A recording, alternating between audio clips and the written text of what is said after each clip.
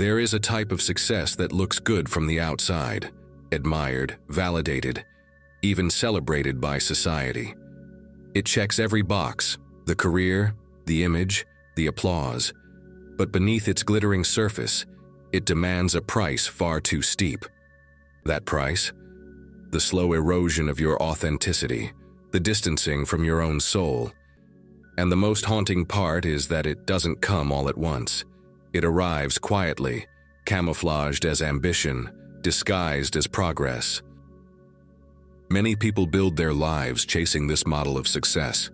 They rise in their professions, stack up achievements, and fulfill every external expectation. But somewhere along the journey, something sacred begins to slip away. It's subtle at first. The discomfort you brush aside, the voice you silence within, the joy that starts to feel out of reach. These are not just passing emotions. They are warning signs that the bond with your truest self is fraying. In a world full of ready-made dreams and pre-packaged life models, we are taught to pursue what others value, without asking if it's what our soul truly desires. We're conditioned to chase goals that feel universal, but in reality, they often leave us feeling disconnected.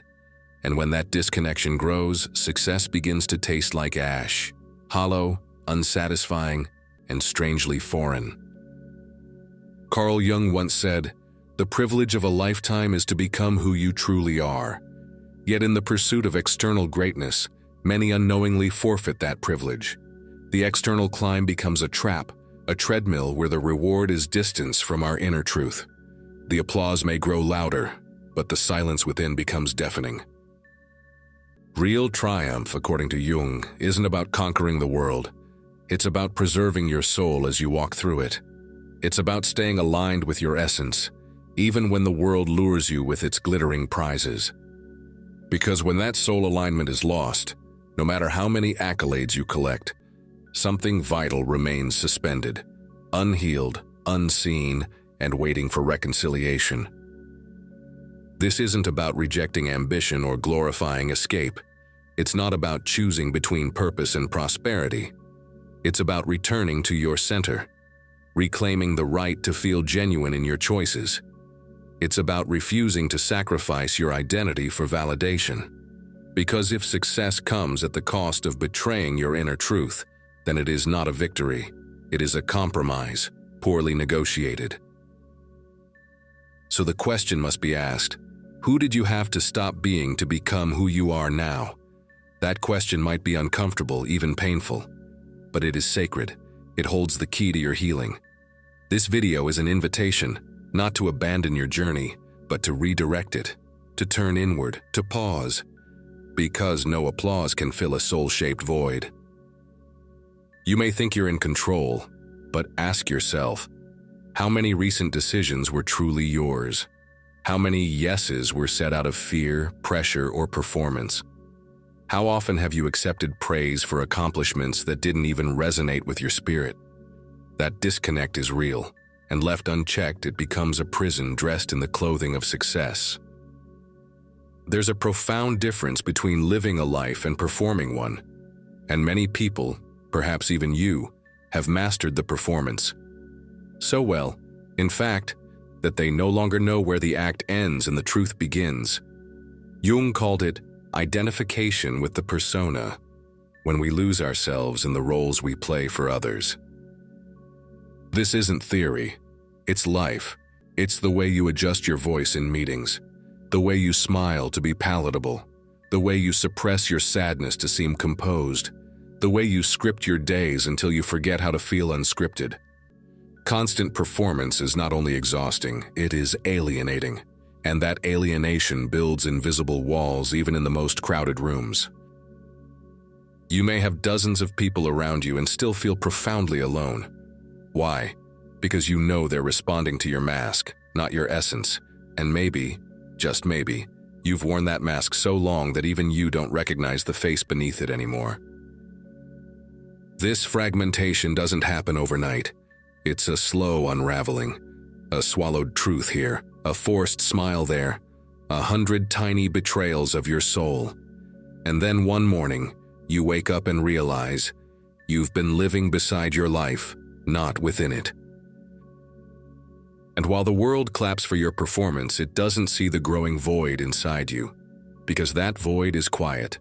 It's acceptable. As long as you keep performing, no one will question your pain.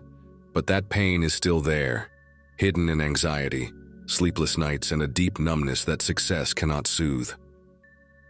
If you continue to perform, you will forget how to be. And when that forgetting takes root, nothing is left but a hollow shell, a productive body, empty of soul. This is the spiritual crisis no one talks about. It is the burnout that comes not from overwork, but from soul neglect. So take this as your sign, to pause, to breathe, to ask, who is the version of me the world sees? And who is being silenced inside me so that this version can exist? These questions aren't for judgment, they're for healing. They're the first steps toward reintegration. This is where we begin to expose the trap, the illusion that success equals fulfillment, the lie that performance equals worth. You were conditioned to believe that a diploma, a salary, a title would guarantee happiness. But deep inside, you know, it hasn't. The issue isn't success, it's when success becomes the sole measure of value. When it turns into a treadmill of endless striving, consuming your time, your creativity, your spirit. And the closer you get to the top, the more you suspect that the top was never real to begin with. Jung warned us, the unlived life is a disease. It sounds harsh, but look around. How many people do you know who followed the blueprint only to end up empty, anxious, or emotionally exhausted? That's not a personal failure. That's a symptom of spiritual dislocation. So what now? First, recognize the signs. Your emotions, your silence, your exhaustion, they're not failures, they're messages. Honor them, listen to them. Let them guide you back to your truth. Because the goal is no longer to win the world and lose your soul. The goal is to return to wholeness, to alignment to you. And from that place, let a new kind of success be born. One that doesn't demand your fragmentation. One that allows you to build, grow, and shine without betrayal. The journey doesn't end here. In fact, it's only just beginning. You're not lost. You're being called home. And now repeat this prayer with me. Divine Creator, in a world full of noise and expectations, help me return to the stillness within me where you reside. Teach me to recognize the difference between true purpose and hollow performance. Unmask every false success in my life. Heal the parts of me I've sacrificed in order to be accepted. Let me remember who I was before the world told me who to be. Restore my joy, Lord, in the things that align with my soul. Give me the courage to walk away from anything that dulls my spirit, where I've silenced my truth. Grant me the bravery to speak again. Let my voice be rooted in authenticity and grace. Remove every mask I've worn to please others.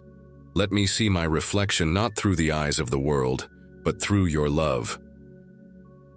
Fill the empty spaces within me with divine peace, not worldly applause. Let your approval be enough. Reignite my passion for the life I'm meant to live. Reawaken the dreams that came from you and not from fear. Remind me daily that I am not what I do, what I earn, or what I achieve. I am who you created me to be, whole, worthy, and loved. Guide me back to my true self, Lord, where I can walk in truth, live in freedom, and shine in the light of my divine purpose. Amen.